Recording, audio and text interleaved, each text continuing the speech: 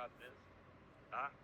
Nós agora vamos ter o privilégio, né, de estar com uma pessoa extremamente profissional que vai fazer com que vocês já saiam aqui com o edital vencido. Entendeu? Então aqui a gente tem... Cadê a Carol? Eu tentei movimentar esse trem aqui no controle e esse trem tá dando trabalho dali. Ontem funcionou tudo, né? Mas enquanto a Carol vai conversando, eu vou mexer aqui daqui a pouco. Então, gente, gostaria de uma salva de palmas para Carol. Carol Pérez é gestora cultural e daqui a pouco ela vai falar um pouquinho mais sobre quem ela é. Ah, ali não tem não, né? Pera aí, é verdade. Ô, meu filho, pera aí. Ó, disse que quando der problema faz isso aqui, ó. Com a Rayane não deu problema. Opa, pera aí, de novo. Você vem aqui, lá naquele negocinho. Carol. Tecnologia é isso aí, gente. Às vezes vai, às vezes não vai. Vamos lá. Opa. Tá bom. Não vai perder a graça. Pronto. Então ela vai ter o toquezinho de dedo aí, ó. É até melhor que eu meto logo é os 5 dedos. Gente, então, tá aqui a Carol com vocês. Ela vai trabalhar com vocês aqui em torno de 1h30 a palestra dela, tá? Termina meio-dia. Claro que se vocês quiserem ficar a tarde toda com ela também, não tem problema nenhum. Depende dela, né? Tá, então, gente, vou deixar aqui com a Carol e a Jéssica vai fazer a imagem dela aqui. E daqui a pouquinho nós vamos almoçar, vamos ter 2 horas de almoço. Quem quiser, ela vai antecipar meia hora de dinâmica. Quem quiser já vir a dinâmica, 1h30 ela faz aqui a dinâmica, a Rayane. Tá? Em seguida nós vamos ter o Décio Oliveira, empresário do Banco Digital. Né? Deu uma saída, mas ele volta. A esposa dele tá ali. Prendi a esposa dele, né? Pra não ele voltar. Para ter a garantia. É a garantia. Sua esposa fica e você volta. Porque senão os compromissos acabam levando ele, né? E aí, em seguida, a gente vai ter o Paulo Gabriel, que é da Conecta Nacional, da Projetos, lá junto com o Tito, tá? E vai trazer para vocês muitas informações importantes para o profissionalismo do segundo e terceiro setor, ok? Então, com vocês, Carol Pérez, mais uma salva de palmas. Obrigada, Hélio. Bom dia, bom dia, bom dia. Rayane, que prazer falar depois de você, viu? Né? A gente não se conhecia pessoalmente, mas é uma honra. Bom, vamos falar mais um pouquinho de economia criativa, né? Algumas coisas bem próximas do que a Rayane falou, mas vou trazer alguns exemplos para vocês de como é que a gente circula, né? E aí, eu sempre gosto de começar me apresentando de uma forma um pouquinho diferente, né? Para quem ainda não me conhece, eu sou a Carol Pérez. Hoje eu faço gestão de projetos para o Instituto Lente Cultural, é uma OSC, né? Deve ser uma ação muito próxima de vocês. Sou uma leonina, amo o sol, amo viajar, sou mãe de 2 adolescentes lindos. Eu tirei a foto deles porque eles falavam assim: mãe, toda vez que você vai para palestra fica minha foto lá, daquele tamanho. E adolescente é assim, né? Não gosta de aparecer, então tirei. Né? Sou esposa, meu marido está aqui, trabalha junto comigo. Eu venho de uma formação do jornalismo e da fotografia. Encontrei uma colega aqui que disse que estudou comigo na Católica. Olha, entregando a nossa idade, gente. Faz um tempinho, né? Tenho aí já 15 anos de atuação na economia criativa, né? Então, desde 2007, mais ou menos. Tem mais de 15, gente. Desde 2007, né? Minha expertise é educação em patrimônio. Então, dentro da OSC, a gente desenvolve vários trabalhos que trazem cultura popular, o patrimônio imaterial, né, dentro da sua linha principal de atuação, tá?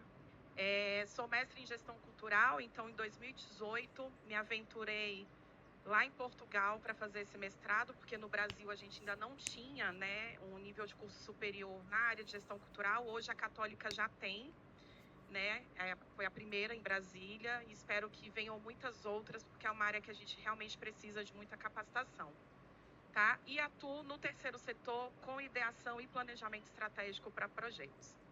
E aí, agora eu quero conhecer meu lema, né? A Rayane traz o diamante e eu trago que compartilhar conhecimento é disseminar desenvolvimento. Essa frase já me acompanha há algum tempo, quem já me assistiu em outros lugares sabe, né? E a gente precisa desse compartilhamento. A gente precisa pegar o que a gente está aqui dentro da nossa caixinha e entregar para o outro, sem medo do outro copiar, né? Eu digo que no mundo nada se copia, tudo se recria. E quando a gente vai recriando, coisas boas vão surgindo, coisas novas vão surgindo, né? A gente precisa perder esse medo. E aí, eu queria fazer com vocês uma coisa que eu aprendi com o Tito semana passada, que é a gente se apresentar nesse aplicativo. Quem quiser, escaneia esse QR Codezinho aqui, vai abrir aqui o Slido, que é uma plataforminha de interação ao vivo. Eu não sei se eu vou conseguir abrir aqui, porque a internet acho que estava travando um pouquinho, mas eu vou deixar um tempinho aqui para vocês escanearem. Vou acompanhar aqui pelo meu celular. Porque eu quero conhecer um pouquinho, antes da gente começar a entrar no tema, quem são as pessoas que estão aqui, quem são as instituições. Deixa eu abrir aqui o meu Slido também. Todo mundo conseguiu? Não está escaneando? Acho que vai ser a claridade da tela. Deu certo? Deixa eu ampliar aqui, ó. Vamos testar essa tela interativa. Ó. Se eu chegar para cá, será que melhora? Não vai. Esse é o máximo, gente, que eu consigo. Deu? Ah, jogaram ali no telão, ó. Acho que talvez fique melhor. Eu não sei se alguém da técnica conseguiria jogar no grupo do WhatsApp o link. Mas se não, a gente vai tentar fazer aqui essa dinâmica. Deixa eu ver se ele vai carregar a página para quem conseguiu entrar. Se não, a gente faz só no gogó mesmo, tá? Para quem conseguiu, vai ter uma perguntinha. Deixa eu entrar aqui. Quem é você no mercado transferência e cultura? Conseguiram? Ai, não vai funcionar, gente. A internet acho que não tá legal. Não, eu queria abrir o link. Mas eu acho que não vai funcionar. Foi? Aqui não vai carregar o link. Não, eu queria que abrisse a página. Queria que abrisse o link que tá aí. Mas se não abrir, não tem problema. A gente vai acompanhando aqui pelo celular. Vamos ver se vai. Para quem conseguiu, já vai aparecer uma perguntinha. Deixa eu ativar ela aqui. Gente, ao vivo é assim mesmo. Sempre tem os imprevistos, né? Qual é o grande desafio do mundo? Conexão. Tanto conexão pessoal quanto conexão online. Eu acho que ele não vai carregar, ele, porque a internet está bem lenta.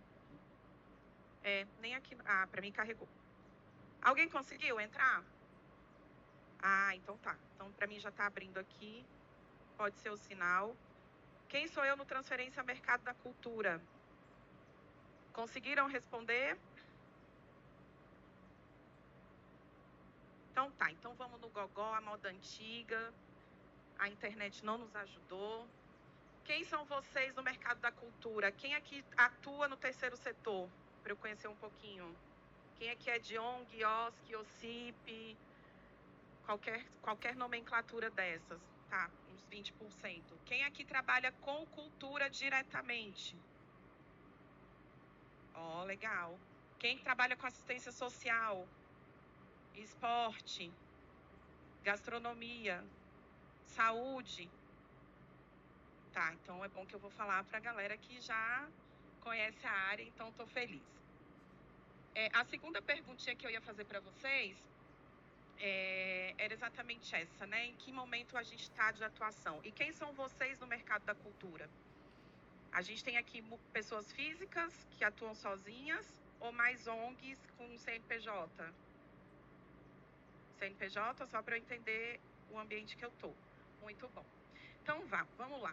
Só recobrando aqui um pouquinho que é a economia criativa, que a Rayane já trouxe, muito bom, né? Mas é um setor que transforma criatividade, cultura, tecnologia e propriedade intelectual em valor econômico. Ou seja, a minha música tem valor, o meu artesanato tem valor, a minha fotografia tem valor. Né? O meu conhecimento tem valor principalmente, né? Quando a gente fala de economia criativa, a gente está falando de conhecimento, tá? Porque toda criatividade, ela parte de um conhecimento. Para eu saber fazer aquele artesanato, aquela costura, aquela escultura, aquela tela, eu preciso ter conhecimento, né? Eu preciso ter o meu saber, né? E aí são áreas que incluem arte, design, mídia, enfim, né? Uma gama de áreas que a gente precisa entender esse ciclo. E aqui eu trouxe 3 curiosidades sobre esse setor. Em 2021, a ONU declarou como Ano Internacional da Economia Criativa. Alguém sabe por quê? Porque na pandemia foi o setor que mais se desenvolveu, né? Eu acho que talvez sem economia criativa a gente teria tido muito mais danos, né, pessoais principalmente nesse período de pandemia, né? E um dado é que nesse período o mundo gerou 30 milhões de empregos. Você imagina todo mundo trancado dentro de casa e o mundo conseguiu gerar 30 milhões de empregos. Então isso dá a potência que o nosso setor tem. No Brasil, a gente é responsável por 3,11% do PIB. Quem acompanhou o ano passado, foi mais ou menos nessa época também, que a gente bateu o setor automobilístico, né? E aí eu vi alguns amigos amantes dos carros assim, não, cultura, o que é que vocês fazem? A gente faz tudo, né? Nós somos um mundo. E hoje a gente gera 7,5 milhões de empregos, tá? A nível nacional. No DF, a gente tem cerca de 3,5% do nosso PIB e a gente é uma referência, tá, no Brasil, em empregos formais no setor cultural, tá? A gente emprega muito mais do que 90 mil pessoas, acredito eu, né? Mas a gente tem que lidar com dados, né, do IBGE, que aí são empregos formais, tá? Seja por MEI, por CLT, por contratação direta. E aí, como é que a gente tem essa dinâmica desse setor que é tão importante, né? A gente traz desenvolvimento cultural quando a gente fala de linguagens, a gente traz diversidade e identidade quando a gente promove uma linguagem artística, a gente fala de inovação quando a gente conecta criatividade com novas tecnologias, tá? E a gente fala de políticas públicas e privadas quando a gente está falando de fruição, produção e circulação de bens e serviços. Ah, Carol, o que é isso? Eu não entendo esses termos e tal. Produção é o produto, é aquilo que a gente vai vender. Seja um produto físico, um produto imaterial, que são os nossos saberes. Eu não sou artista, apesar de ser fotógrafa, mas eu não sou artista. Eu vendo o meu conhecimento. Eu vendo o que eu aprendi nos livros, o que eu aprendi com outros professores, né? Então, eu vendo um saber, tá? Depois, o que é fruição? É isso aqui que a gente está fazendo, né? São os eventos, é por onde a gente circula com esses produtos ou com esses serviços. E depois, a circulação de bens, que é quando eu consigo transferir para o outro, né? Quando eu consigo transcender, de repente, a nossa barreira local. Quando eu levo o lançamento de um livro para outro estado ou para outro país, né? Alguém aqui já ouviu falar do edital Conexão Cultura da Secretaria? Né? O Conexão, ele faz essa ponte, é um programa para externar a produção local nacionalmente e internacionalmente. Então, quem tem um produto pronto, uma arte pronta, pode circular. E aí eles dão um passo além, que é a circulação de conhecimento também. O meu mestrado, eu tenho muito orgulho de dizer que eu fiz pelo Conexão e eu fui uma das últimas safras, né, porque foi antes da pandemia, de cursos de longa duração, quando o edital ainda permitia você estudar por 2 anos. Hoje é só, acho que o máximo 3 meses, né? Mas é um edital super legal para quem quer se conectar com outros espaços, tá? Você queria perguntar?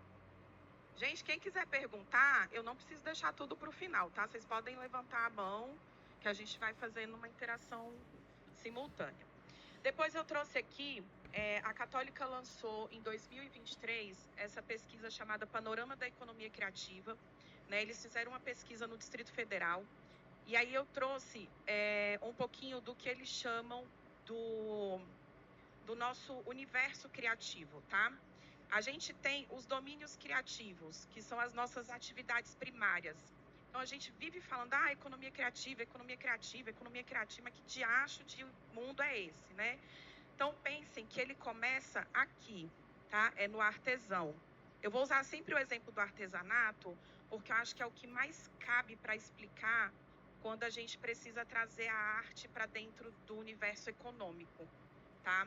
A música está muito além, né, de outras linguagens nesse patamar da economia, tá? Então, a gente tem as atividades primárias que formam o nosso primeiro universo. Depois, a gente tem as indústrias culturais. E aí eu tenho a fotografia, o design, a promoção de patrimônio, os livros, a indústria fonográfica, os espetáculos. Ou seja, a indústria cultural é aquilo que eu transformo a minha atividade primária. E aí eu vou usar um exemplo da fotografia agora. A fotografia, enquanto linguagem artística, ela é só uma obra de arte na parede. Quando eu transcendo a fotografia para a indústria, ela vem para cá. Porque aí ela é bem serviço, ela é a equipe que está cobrindo, ela é a equipe que está fotografando e registrando um evento, né? Então, a gente transcende para um outro patamar.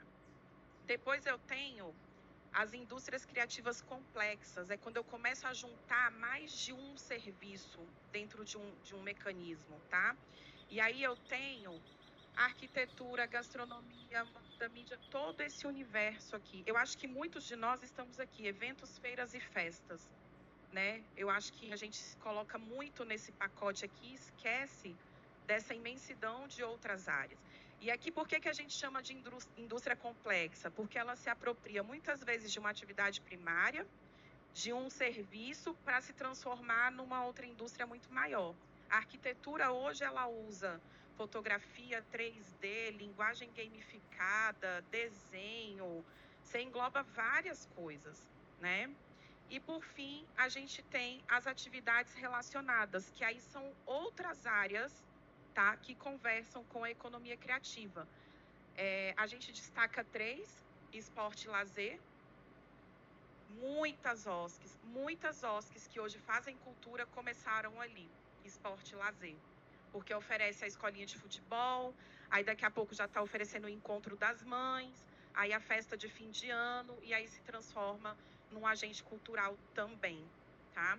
Depois, infraestrutura e logística. Todo mundo precisa de espaço, de alugar cadeira, de energia, de sinal de internet, de alimentação. Tudo isso é infraestrutura, é o que você precisa, né, para realizar as suas coisas. Vou fazer o meu artesanato, que está aqui. Eu preciso de infraestrutura, porque eu preciso de maquinário, eu preciso, às vezes, de matéria-prima, um tecido, uma linha, né, uma agulha, enfim. Então, as áreas correlacionadas, elas são mega importantes. E isso que forma o nosso panorama criativo, que a gente é uma teia de coisas, né? E depois aqui, ocupações transversais. Aqui, talvez seja um pouquinho, assim, mais difícil da gente entender logo de cara.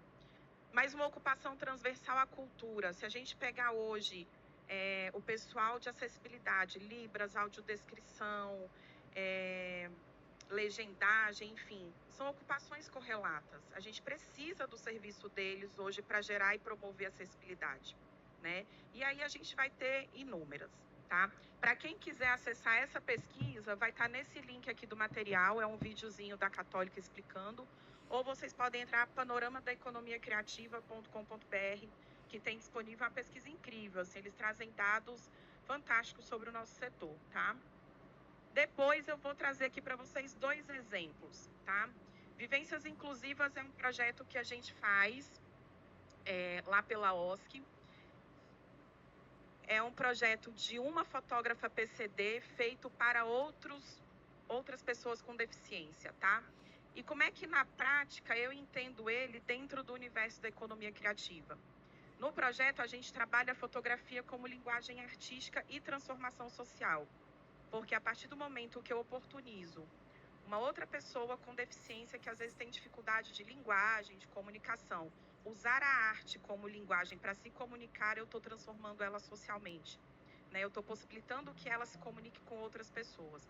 Então, aqui eu uso a fotografia como linguagem, tá?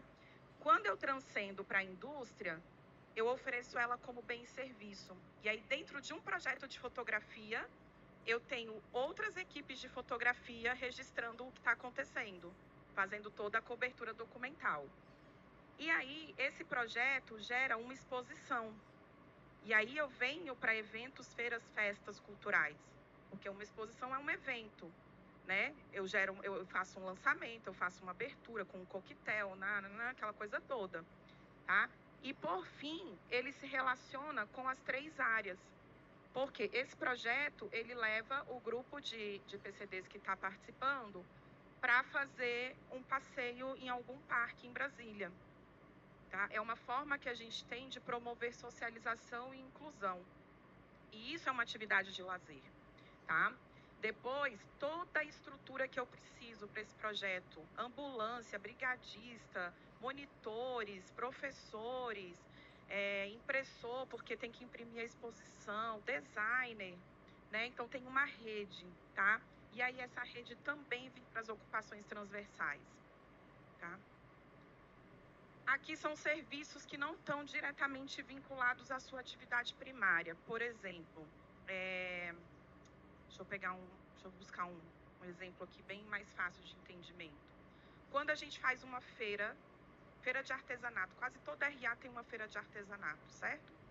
A pessoa que vai montar as banquinhas é uma ocupação transversal, porque ela não é artista e nem é expositora, entendeu? Então, ocupações transversais, a gente entende aquelas profissões que transitam pela economia criativa, mas não necessariamente se originaram nela, tá? Então, se a gente pegar segurança, brigadista, ambulância, eu acho que o pessoal da Libras, né, que não se originou na cultura, mas hoje a gente precisa muito deles. Então, são ocupações que são transversais e que passeiam aqui por dentro da nossa economia, tá? Depois eu trouxe mais um exemplo. Esse aqui é o Filhos da Terra. É um projeto de cultura popular, de documentação de cultura popular. E desde o ano passado, ele transformou algumas manifestações em jogos digitais para trabalhar com as escolas, tá? Como é que a gente distribui ele nesse universo da economia criativa? Ele traz 2 linguagens principais. A fotografia, que foi a primeira utilizada para documentação, e a cultura popular, que são as festas que foram documentadas. Então, tem o maracatu, tem a congada, tem a folia de reis, tem uma série de festas populares pelo Brasil que o projeto circulou. Aonde que ele se encaixa dentro da indústria? Promoção de patrimônio cultural. Carol, só um minutinho, por favor. Pessoal, eu gostaria que a gente deixasse nossa conversa para na hora do almoço, porque está atrapalhando um pouco a gente escutar um pouco a Carol, entendeu? Não vamos perder o que a Carol tem para apresentar, beleza? Então, se vocês puderem fazer silêncio, aguardar a gente também, tá? Muito obrigado. Obrigada, Érica. Então, quando um projeto promove, de alguma forma, a cultura popular, ele está promovendo o patrimônio cultural brasileiro, né? Tá fazendo sentido para vocês, gente? Muito bom. E aí, quando eu trago para a indústria complexa, a fotografia se apropriou da linguagem dos jogos digitais. Se a gente quer entrar numa escola hoje, não dá para a gente entrar, infelizmente, com um livro impresso. A gente tem que entrar com a linguagem que eles gostam, que eles entendem, né? Eu tenho um filho de 17 anos que joga 24 horas, aquilo vai me dando uma consumição. Mas a gente tem que entender, e se a gente tem que entender, a gente tem que inovar a nossa forma de chegar e de estar lá, né? E aí ele também vai estar relacionado a várias indústrias, né, correlatas e complexas, tá? Perguntas até aqui? Fiquem à vontade, viu? Bom, entrando um pouquinho aqui na nossa legislação, quando a gente fala de economia criativa, qual é a primeira lei que vem na cabeça de vocês? Lei Rouanet, né? O Rouanet é o nome do parlamentar que criou essa lei, mas a gente chama de Lei de Incentivo Fiscal, né? Então, hoje, eu acredito que seja a maior lei de incentivo do país, né? Eu acho que ela bate o esporte ainda em termos de volume de movimentação financeira, né? E é uma lei que é parceria público-privada. Então, as empresas recebem o benefício do imposto de renda em função de patrocinar projetos no setor cultural, tá? Bem facinho de entender, assim, é um sistema online, para quem está acostumado com sistemas é super tranquilo, mas para quem não tem intimidade, ele é muito didático, né? Então, você prepara teu projeto, sobe lá a informação, mas a gente tem que ter um captador de recursos aqui, tá? Porque é a pessoa que vai atrás da empresa, vender teu projeto e tal. Se você não faz isso, precisamos buscar uma parceria para isso, né? Algumas pessoas se aventuram. Eu confesso que para mim é um pouco difícil. eu vender alguma coisa. Mas quando a gente não tem esse parceiro ou não tem como, né, investir num parceiro assim, a gente tem que se aventurar, ir atrás e bater na porta mesmo e falar, olha, empresa, tô aqui com esse projeto, vocês têm interesse e tal, vamos sentar, vamos conversar, tá? Depois a gente tem a lei do audiovisual, a lei Cultura Viva, né? Mais recente a gente tem a lei Aldir Blanc e a Paulo Gustavo, que são provenientes da pandemia, né? Foram leis emergenciais e que hoje se transformaram em políticas de Estado, né? Não sei se alguém aqui participou dos editais que tivemos no ano passado, né? Então, são legislações que vão permanecer e que estão trazendo mais uma oportunidade além do FAC, né? A gente tem o Sistema Nacional de Cultura, né? Que é o nosso marco regulatório, que foi aprovado ano passado. A gente passou muitos anos sem uma legislação nacional que, de fato, organize um pouco a casa, né? A gente tinha um ministério, depois não tinha mais, aí voltou o ministério e fica esse vai e vem. Então, o Sistema Nacional de Cultura foi regulamentado ano passado com a Lei 14.835.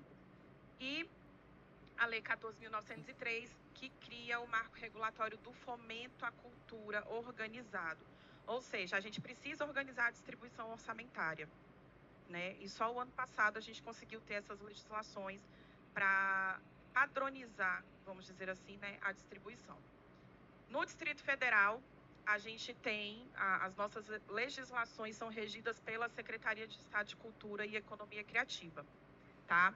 A gente tem a LOC, né? Quem trabalha na cultura ouve muito falar da LOC, que é a Lei Orgânica da Cultura, 2017. Para quem participou do processo, a gente veio numa luta desde 2013 para conseguir aprovar essa legislação, né? Mas vencemos. E ela ela organiza o que é hoje o FAC, conexão, LIC, enfim, ela traz toda a regulamentação desses fundos e dessas linhas de apoio, tá? O FAC, ele vem em duas formas para nós, né? Pelos editais que abrem 2 vezes ao ano. A previsão, tá, gente? É um edital agora até final de abril e o outro até final de agosto. Então, não deixem para preparar o projeto de vocês em abril. Comecem agora, porque aí quando chegar em abril, já está tudo bonitinho, organizado, é só preencher formulário, tá? E o Conexão Cultura, que fica aberto, né, ao 10 meses do ano, que ele fecha dezembro e janeiro, né? Deve sair a portaria agora a partir de fevereiro, a gente, né, espera que não atrase, e que possibilita essa circulação nacional e internacional, tá?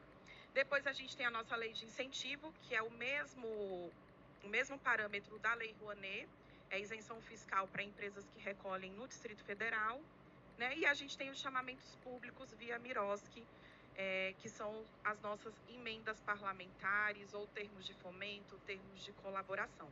Para quem quer aprender sobre emenda, não percam a palestra do Tito na sexta-feira. Eu faço um bate-bola com ele em algum momento, mas ele fala muito sobre emenda parlamentar, tá? E aí eu destaquei aqui uma política cultural de acessibilidade, porque eu não vejo ninguém falar de acessibilidade, né? E a gente precisa. Eu falo muito de inclusão nas minhas palestras, nos meus cursos, porque minha irmã é PCD, então eu tenho de um universo de 34 anos, né, de inclusão, e a gente sabe o tanto que é importante, o tanto que é necessário. A Dinorá está aqui, já trabalhou comigo algumas vezes, faz literatura infantil acessível, é lindo o trabalho dela, né? Então, assim, a gente precisa, e se você quer continuar trabalhando na economia criativa, a gente não tem mais como não pensar esse público, tá? E não pensar a acessibilidade. Da mesma forma como a gente não pode mais não pensar na Agenda 2030, tá? E onde é que está a cultura na Agenda 2030? Não existe um ODS específico para nós, mas a gente é transversal a todos eles. Todos nós, de alguma forma, quando estamos desenvolvendo cultura, contribuímos para pelo menos um ODS, tá? Para pelo menos um. E aí, eu trouxe 3 exemplos. Na verdade, antes eu trouxe algumas referências para vocês, tá? O programa UNB 2030, ele é um grupo de pesquisadores da UNB e eles fazem uma pesquisa direta sobre a atuação cultural em vista dos ODS, tá? É muito legal de acompanhar. Esse link aqui é de uma palestra que o professor Tiago fez com a gente em 2021, mas que o tema é muito atual, que ele fala justamente desse link, como é que a cultura se enxerga dentro dos ODSs, né? É muito comum, quando eu estou fazendo mentoria para projeto, as pessoas chegarem assim, Carol, mas eu não sei para qual ODS eu faço qualquer coisa. E aí a gente começa a destrinchar o projeto. E aí no final a pessoa já está contribuindo para pelo menos 3, 4, né? Porque os ODS, eles estão no nosso dia a dia. É quando você promove a desigualdade, quando você combate a desigualdade, promove a inclusão, promove o lixo zero no seu evento, né? Quando o teu evento, ao invés de usar o copo plástico, usa aquele copo sustentável ou o copo reciclado. Enfim, então tem várias ações que são pequenas, que já são do nosso dia a dia e que são do ODS. E por que que a gente não mostra isso? Oi. Aí quando você vai vender lá para Claro o teu projeto, é reprovado porque o projeto não está linkado com nenhum SG, por exemplo, ou com nenhum ODS. E não é verdade, às vezes é a forma como você diz o que está fazendo, tá?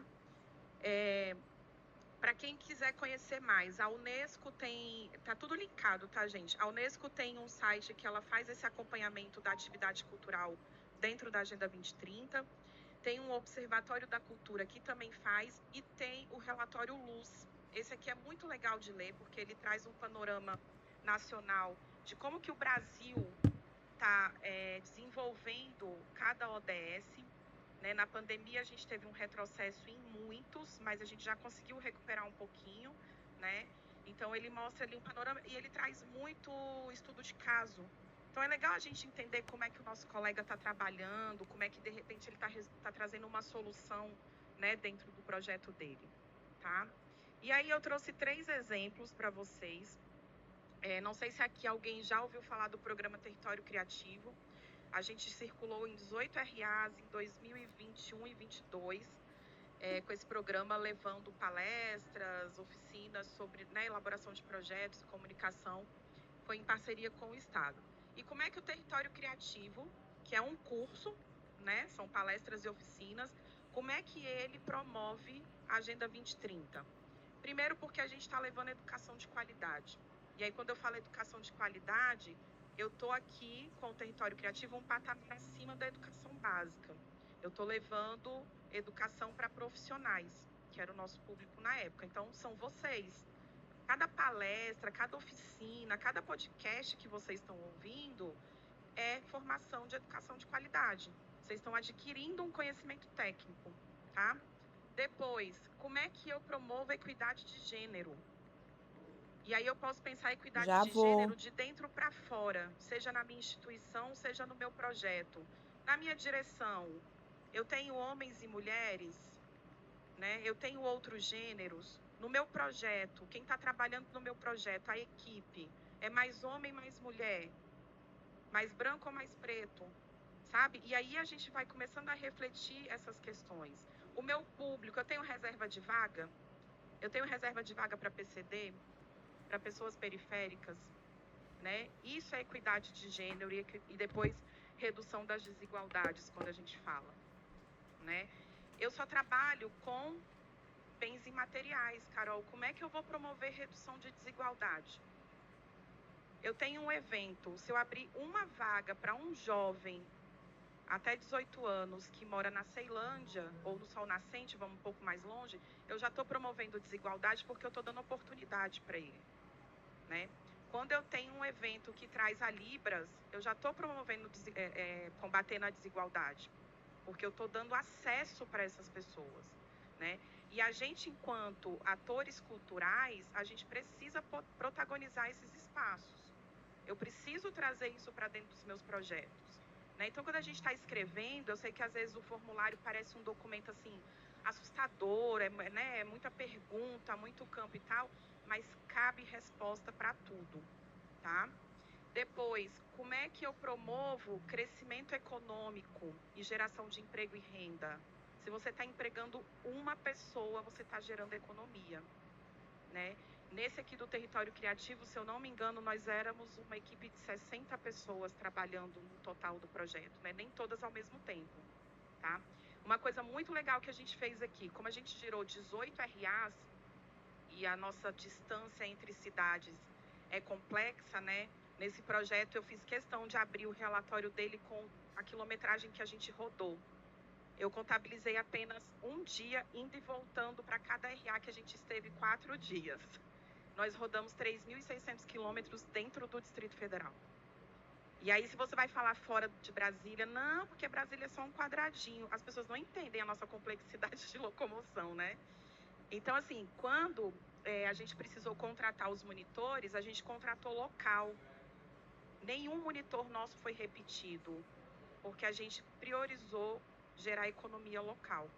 Então, eu tenho um evento, por exemplo, o Hélio eu sei que é de Planaltina e está vindo para o Gama.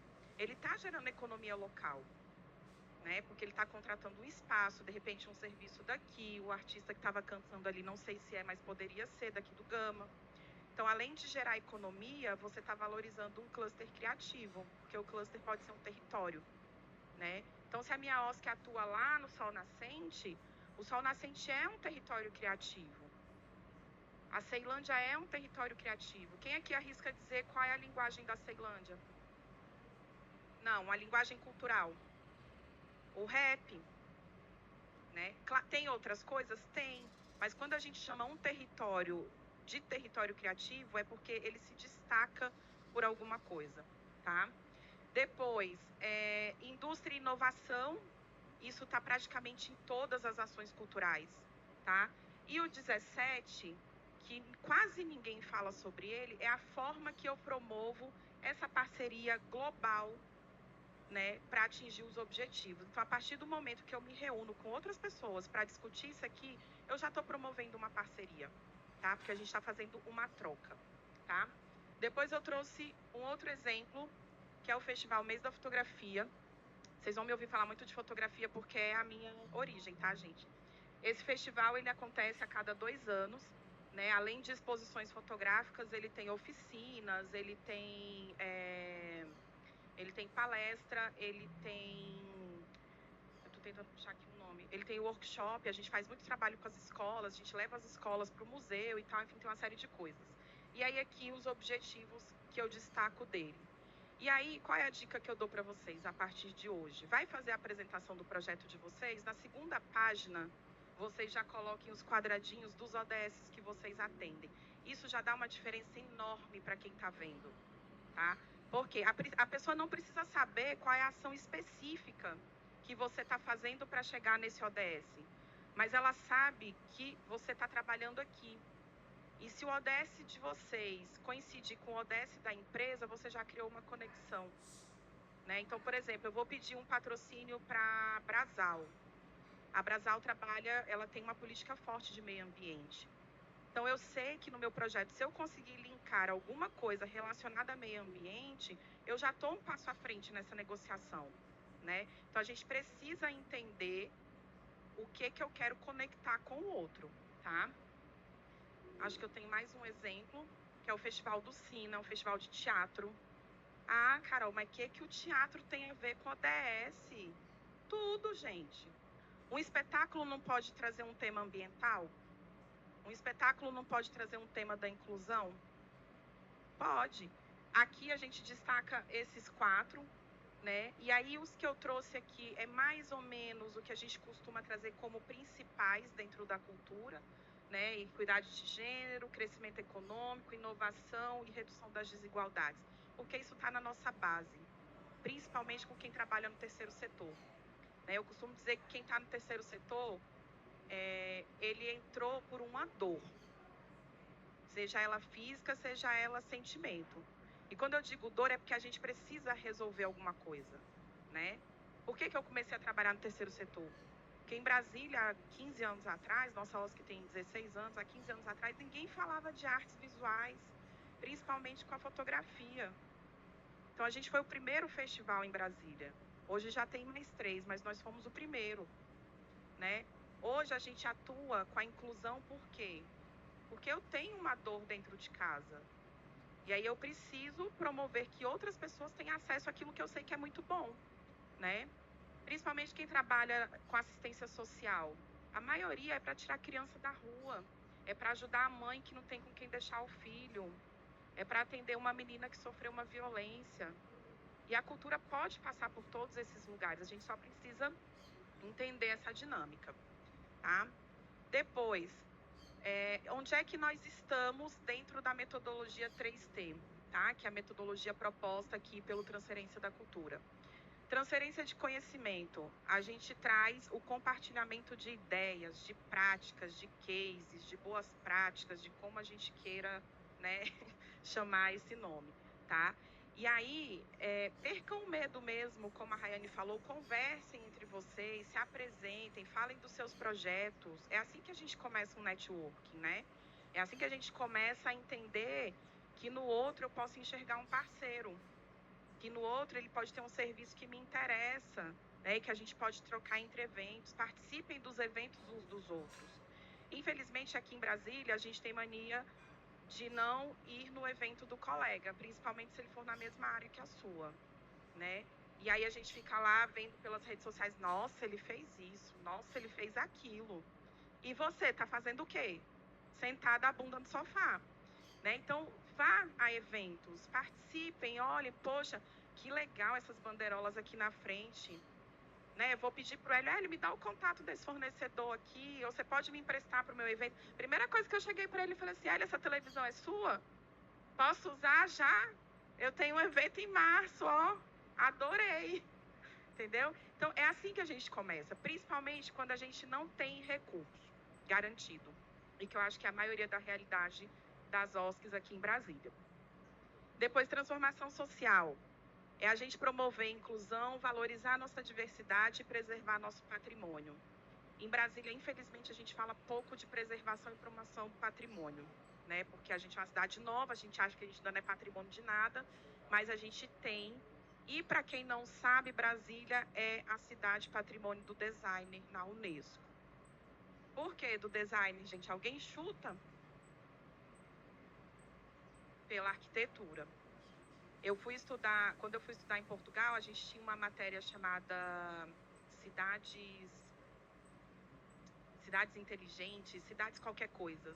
E aí, no primeiro dia de aula, vou abrir para vocês, chega o professor, qual o primeiro slide dele? Brasília. Aí, o que o professor fez? Fala sobre Brasília. E eu não sei nada de design. Mas é assim, a gente chega em lugares que às vezes a gente não tem conhecimento, tá? Alguém quer perguntar aqui? Nós estamos quase perdendo porque Brasília está sendo invadida. Depois que Oscar Niemeyer morreu, modificaram Brasília totalmente. Um cheiro de viadutos, de vilas, de não sei mais o que. Brasília está tendo enchente, não existia isso, né? Então, nós, artistas, nós, moradores de Brasília, nós temos que buscar resgatar isso. A preservação e o nome de Brasília lá fora. É isso.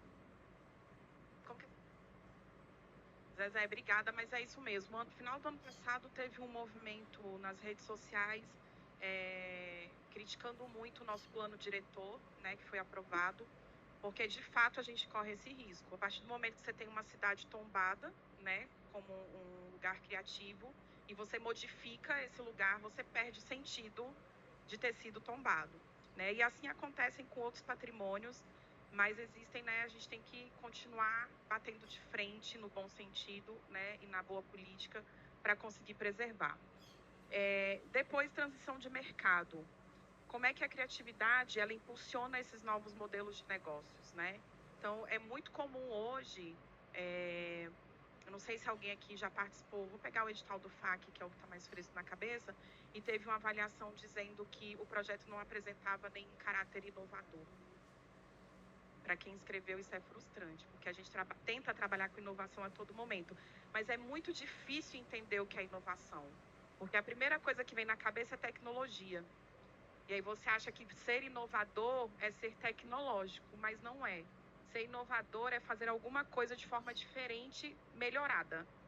Por isso que eu digo que nada se cria, a gente está sempre recriando as coisas, né? Eu tenho um formato de curso que quem fez comigo a primeira vez e fizer hoje é o mesmo tema, mas é totalmente diferente, porque a gente vai se inovando. O Slido, que eu queria ter trazido para vocês lá no início, é uma inovação. Eu conheci agora, semana passada, com o Tito, numa palestra dele, e achei fantástico, porque a interação ao vivo.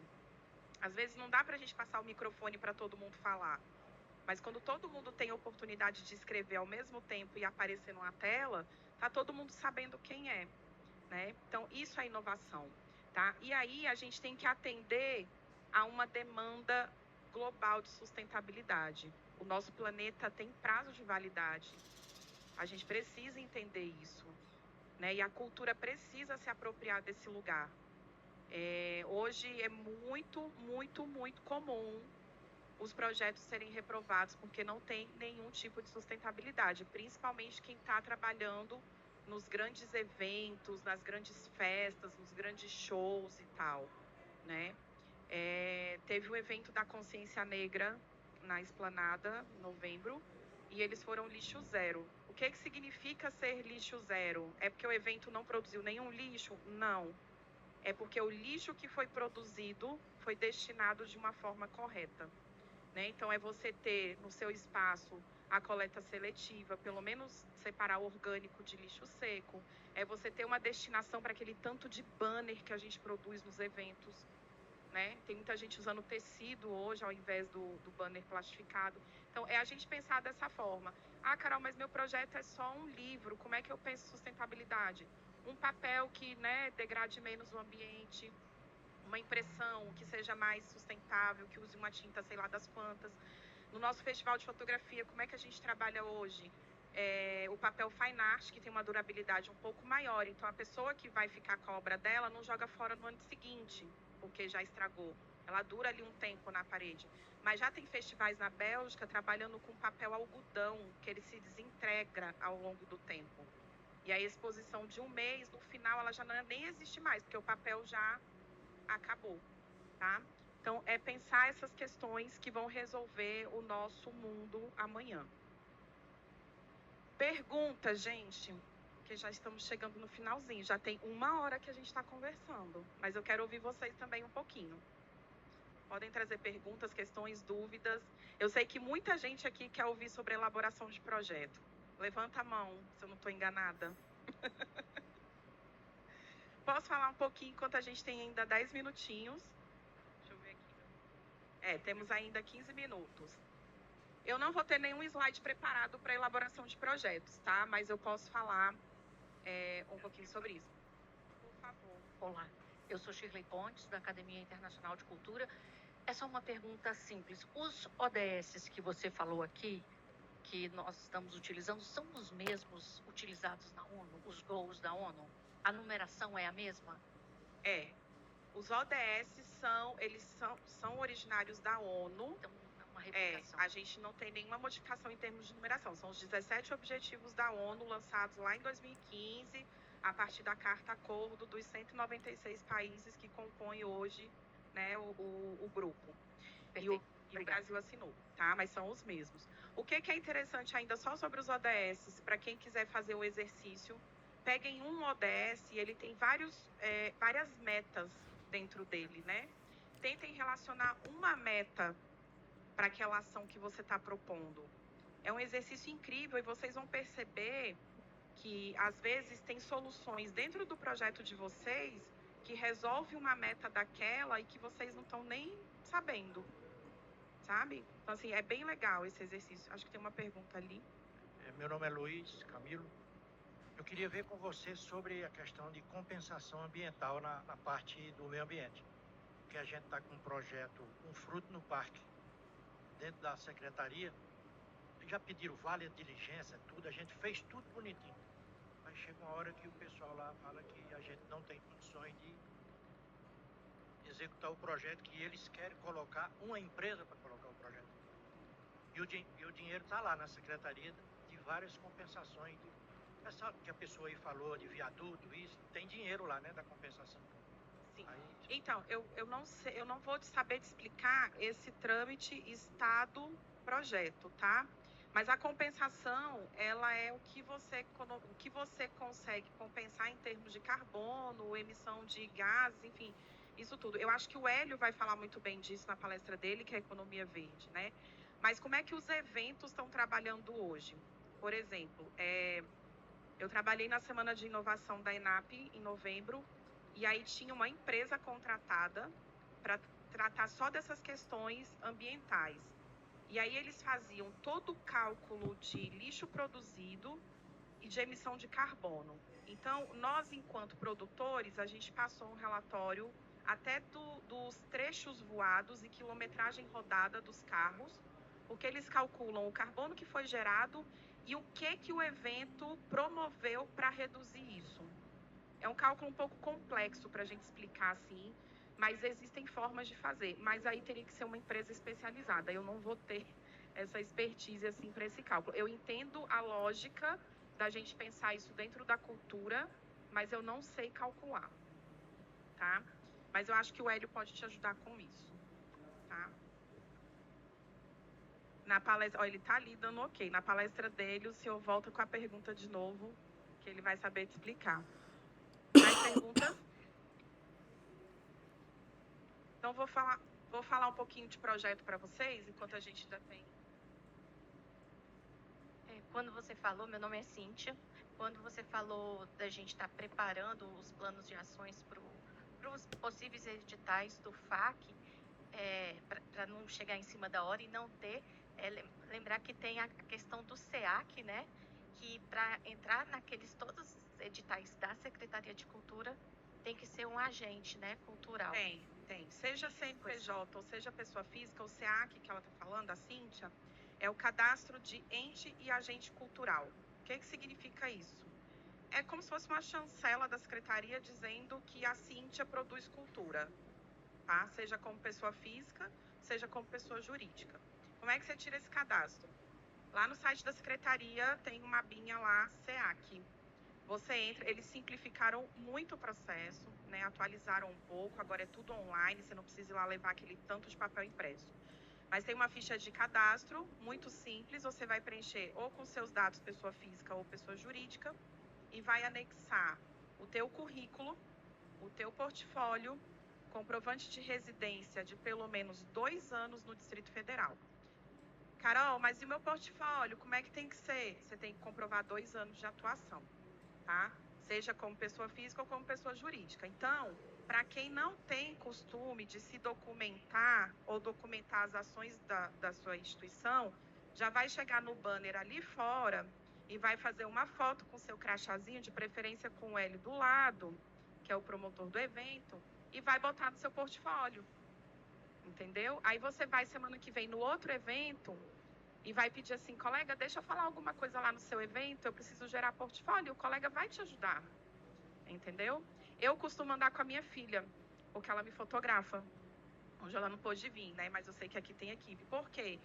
Daqui a pouco, quando eu terminar, a minha foto já tá lá no meu Instagram. Isso tudo é portfólio. Ah, tô promovendo o encontro das mães do Gama, na minha instituição. Fotografem, é portfólio. Ah, consegui que o jornal local falasse da minha instituição ou falasse de mim como cantor. Faz a foto do jornal, pega o print e bota no portfólio. O portfólio é a nossa comprovação de atuação. Eu preciso dizer para a secretaria o que eu faço. E ela só vai me liberar o certificado se ela entender que, de fato, aquela instituição trabalha no setor cultural, tá? Ah, Carol, mas a nossa instituição vem do esporte. É muito comum as OSCs terem esporte, cultura e lazer. É muito comum isso. E não tem problema, desde que vocês tenham no KNAI do CNPJ as atividades culturais. Tem um KNAI genérico lá que engloba quase tudo. Tenham, porque aí te dá aval para vocês participarem, tá? E aí o SEAC, por que ele é importante? Porque para você participar dos editais do FAC, para você participar do Conexão Cultura, para você apresentar um projeto para a LICDF, só pode quem tem o SEAC, tá? Muita gente é contra, acha que é uma forma de exclusão, mas isso foi uma forma que a Secretaria encontrou lá em 98, quando lançou o SEAC, de proteger o setor cultural, porque o recurso era aberto, então vinha muita gente do esporte comer dinheiro nosso. O esporte tem lá a Secretaria do Esporte, né? Então, assim, entendam como uma coisa positiva isso. Já foi muito chato o processo, mas hoje é super simplificado, tá? E aí, só trazendo um gancho um pouquinho, tem uma pergunta ali, não tem? Pode fazer. Bom dia, gente. Meu nome é Luísa, eu sou bióloga, artista e atualmente eu trabalho com gestão de projetos e estou me especializando na área do mercado de cultura e artes. E nesse sentido, eu também sou pessoa com deficiência e você tinha comentado sobre, eu não entendi, nessa hora eu me perdi um pouco, uma lei, pelo que eu entendi, mais específica para a atuação de pessoas com deficiência ou inclusão das pessoas com deficiência nesses projetos voltados à arte e à cultura. E é isso que eu gostaria de saber, qual que é essa lei, se é uma lei ou se eu entendi errado, e qual que era que abrirá em abril. Começando pela a política cultural de acessibilidade. O DF tem uma política de inclusão, e aí essa política é composta por várias legislações e decretos, tá? Eu não vou saber te dizer o número de todos, mas nessa apresentação tá o link direto para a página da secretaria, onde tem todos esses decretos. O que a política, a grosso modo, nos diz? Qualquer projeto cultural financiado com recurso público no Distrito Federal é obrigatório oferecer recursos de acessibilidade física, comunicacional e estrutural. O que significa isso, Carol?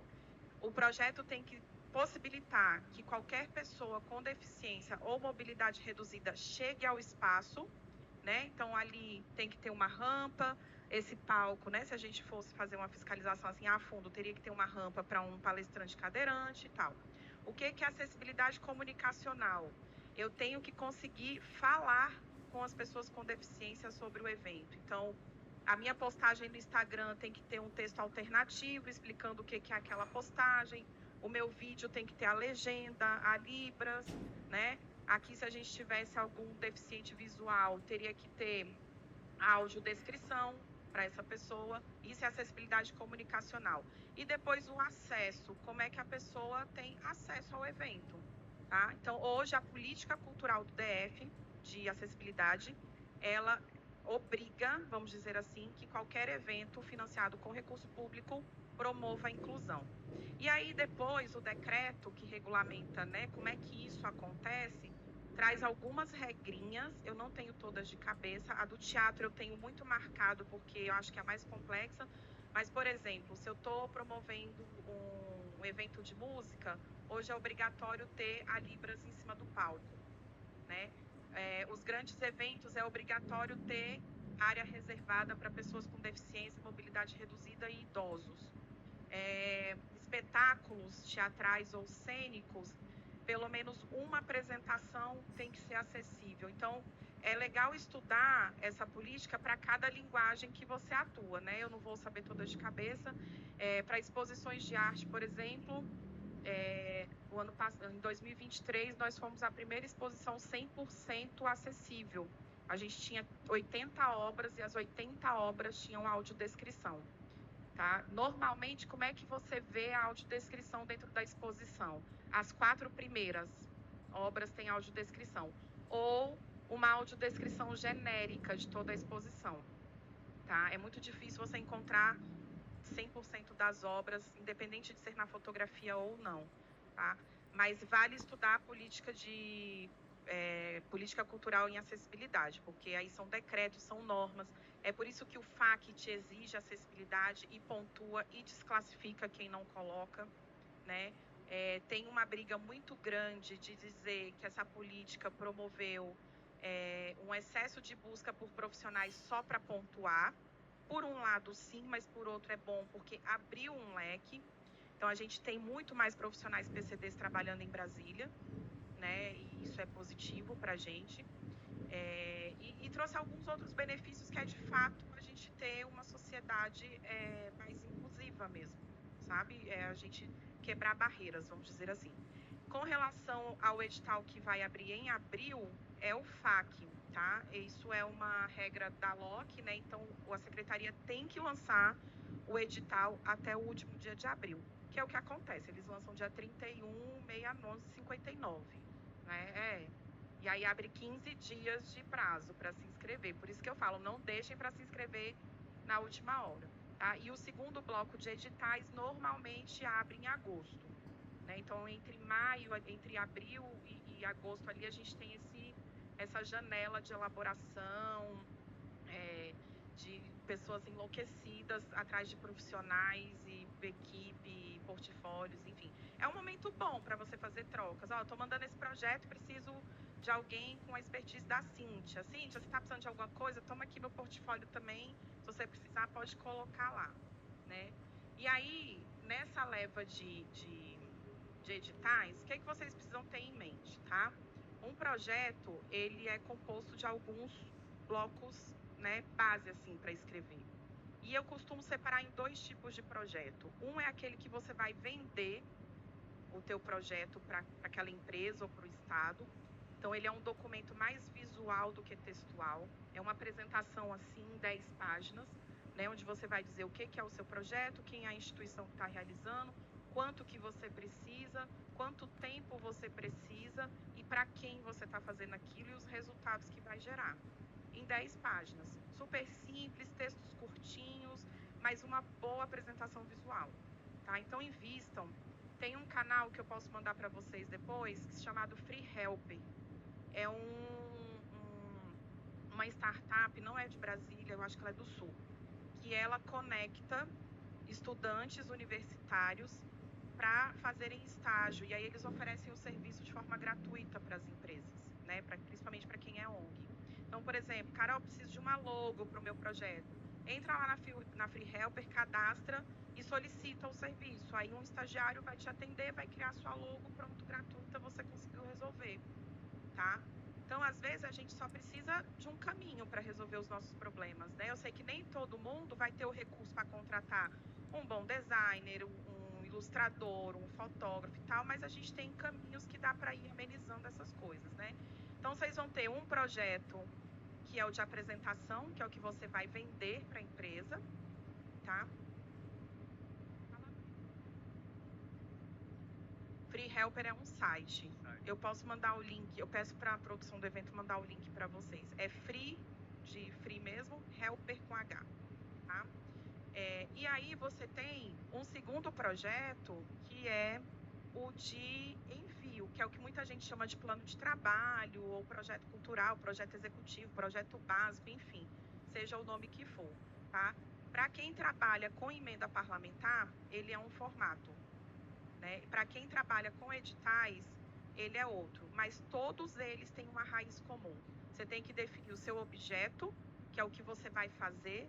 Então, eu vou fazer o meu festival de fotografia. Você tem que definir os seus objetivos, que são as ações internas dentro do seu festival. Então, eu tenho a exposição, eu tenho a oficina, eu tenho o workshop, eu tenho a palestra, né? Aí você tem que definir as suas metas e resultados. Então, aonde eu quero chegar com isso aqui que eu estou propondo, né? Quais são os resultados que eu estou esperando, né? E aí, nos resultados, vocês podem ser um pouquinho mais ambiciosos, tá?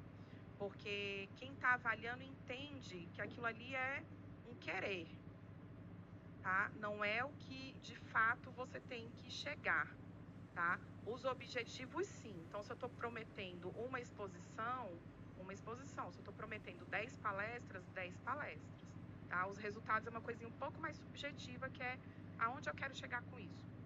Depois, você tem que definir seu público, né? Para quem que eu estou fazendo isso, né? Então, se eu tenho lá a minha feira de artesanato, para quem é essa feira de artesanato? Em alguns projetos, vocês podem pensar 2 públicos, o interno e o externo. A feira de artesanato, ela promove esse evento para quem? Para os artesãos exporem, é um público. Mas ela promove também para que a comunidade vá lá conhecer o trabalho desse artesão e consumir esse trabalho, né? Então, a gente sempre vai ter 2 públicos. Pensem o público interno de vocês e o externo, que são os beneficiados diretos, vamos dizer assim, né? Depois eu tenho que pensar o meu orçamento, né? E aí pensar quais são os itens, as rubricas de custo que eu tenho nesse projeto. A estrutura, a impressão, o designer, a assessora de imprensa, o fotógrafo, o palestrante, a impressão do banner, enfim, elenquem tudo, tá? E depois o meu cronograma, que é a minha linha do tempo. Para quem vai trabalhar com a Secretaria de Cultura, por favor, não coloquem 1/1 de 2025. Não façam isso. Vocês vão colocar mês 1, semana 1. ponto. Para quem já elaborou projeto, já está acostumado. Por que que a gente faz isso, gente? Porque é muito difícil, principalmente quando a gente fala de edital público, o Estado garantir um prazo e cumprir esse prazo. Então, a gente está numa realidade de um edital tá demorando quase um ano para se concluir todo o processo. Imagina se eu tivesse colocado o meu projeto para começar em janeiro desse ano, para quem aprovou no FAC. Não ia conseguir, tá? E isso a gente pratica em qualquer ambiente de projeto, até no privado. Se eu for oferecer para uma empresa, a menos que a empresa me peça para definir uma data, eu não vou colocar. O máximo que eu posso fazer é, na minha justificativa, dizer que o meu projeto se alinha a alguma data específica. Por exemplo, o nosso festival de fotografia é em agosto, porque 19 de agosto é Dia Mundial da Fotografia. Mas não necessariamente eu tenho que realizar ele em agosto. Já teve casos de ser em novembro. Vai de acordo com o que a gente consegue, né, captar, tá? Deixa eu ver o que mais de projeto. Se alguém tiver alguma pergunta, que o nosso tempinho já está acabando. Ok. Bom, primeiro é que assim, estou aqui aprendendo com vocês e tentando entender como o que eu faço se encaixa dentro de todo esse trabalho aqui nos 3 dias. Estou vendo aí se falando da cultura, né? E colocando algumas coisas bem mais da tua experiência, que é a parte de fotografia.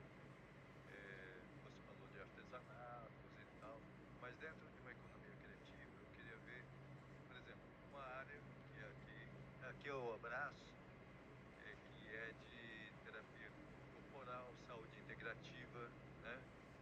E assim, eu vejo, por exemplo, você falou de feiras e daquela questão transversal, que são as atividades que estão ali paralelas ao evento principal, né? Dentro das feiras, como você poderia encaixar, por exemplo, a participação, né, de um cuidado com essa saúde integrativa, né? Eu sou terapeuta corporal, holístico, e trazer para as pessoas o conhecimento de algo que possa estar atendendo uma necessidade dela, ou que pelo menos ali naquele momento ela possa ver uma outra forma de aliviar suas dores física, emocional, né? Como isso dentro de um espaço, né, de cultura, você trazer esse conhecimento, trazer essa oportunidade.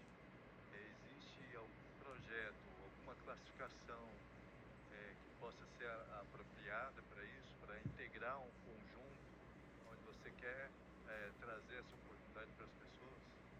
Todo mundo ouviu o que ele falou? O Cláudio levantou a questão de como que ele pode integrar a questão das saúdes, do autocuidado, né, dentro das atividades culturais. Eu vou te responder trazendo 2 exemplos, Cláudio. O Coma, o Festival Coma, que é um festival de música, o ano passado ele trouxe 2 ações que são muito simples, mas que foram incríveis, assim. A primeira foi uma cozinha coletiva para a equipe de trabalho. Né? Eles tinham ali uma cozinha privada dentro do espaço lá de produção e toda a equipe tinha acesso a uma alimentação um pouco mais saudável. Quem trabalha com produção de eventos sabe que a gente vive uma loucura 24 horas durante aquele evento, come mal, come fora de hora, come qualquer coisa, fast food nem se fala. Então esse foi um primeiro cuidado, vamos dizer assim. O segundo, na verdade foram 3. O segundo, eles tinham um espaço que tinha um escaldapés, tinha uma mesinha com chás, incensos e qualquer coisa e uns livrinhos de leitura, porque a equipe que estava trabalhando tinha que tirar, era obrigatório tirar um momento de descanso ali e se cuidar. E eles tinham ainda um profissional, um massagista, eu acho, não vou me lembrar assim agora, que estava ali à disposição também, tá? Então, os eventos, os grandes eventos, já estão começando a integrar essas práticas dentro da sua programação para a equipe, tá? O Capital Moto Week fez isso também.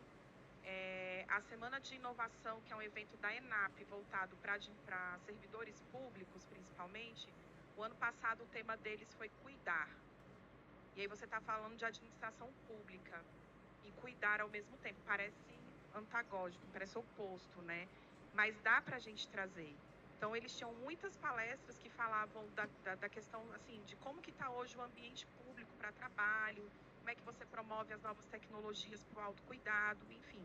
E eles tinham um espaço chamado Cuidar, dentro do evento, que tinha uma equipe de massoterapeutas, tinha um quiropraxista e tinha uma artista que trabalha com contação de histórias, que cuidava das crianças que estavam no espaço.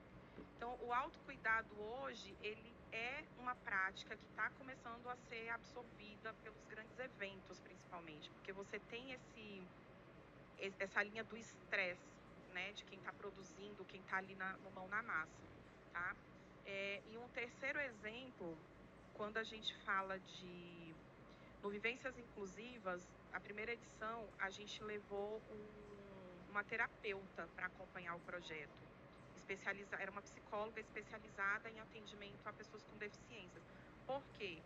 Principalmente quando a gente trabalha com deficiente cognitivo, o trato social é muito individual, né? Então a gente tem que ter uma atenção individual para cada um. E a gente saía em grupo de 10 alunos, com mais quase 10 pessoas da equipe, né? E a terapeuta, ela estava ali justamente para qualquer situação que pudesse causar um estresse naquela pessoa, né? Porque é uma pessoa que não está acostumada com aquele ambiente que a gente está levando. Então, qualquer situação mais extrema, né, principalmente para os autistas, né, então a gente tinha essa terapeuta. Então, eu acho que o autocuidado, seja pelas terapias cognitivas ou físicas, né, ou artísticas, elas cabem em qualquer evento, qualquer padrão de evento. Não existe hoje a terapia como uma linguagem, tá, artística, como a gastronomia já é. Mas ela cabe em qualquer ação e ela cabe como projeto também, tá? Você pensar o autocuidado dentro de uma lógica cultural, tá? Consegui explicar?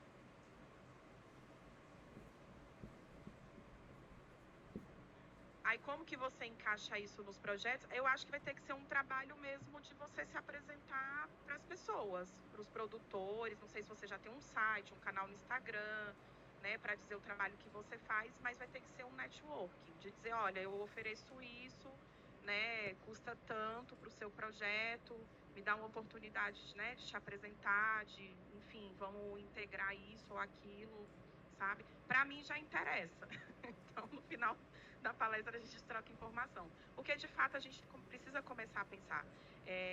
O ano passado teve um encontro de produtores culturais dos grandes eventos e pela primeira vez a gente começa a falar de segurança no trabalho dentro da cultura. A gente não fala sobre isso. Quantas pessoas morrem montando eventos, né? Quantas pessoas morrem de estresse, quantas pessoas estão aí com burnout, né? Estão com níveis de o psicológico lá em cima. Então, a gente tem começado a fazer esse movimento de dentro para fora, né? E vai em convergência aqui a nossa Agenda 2030, uma cidade sustentável, responsável para um crescimento, tá? Gente, chegamos ao nosso fim. Espero que tenham gostado. Né? Muita gratidão, muita luz para vocês. Eu estou no Instagram, Carol Pérez, _ Pérez com S, tá? Quem quiser alguma informação a mais, quem quiser compartilhar suas ideias e tal. Aqui no link, nesse QR Codezinho aqui, vocês me acessam em todas as redes.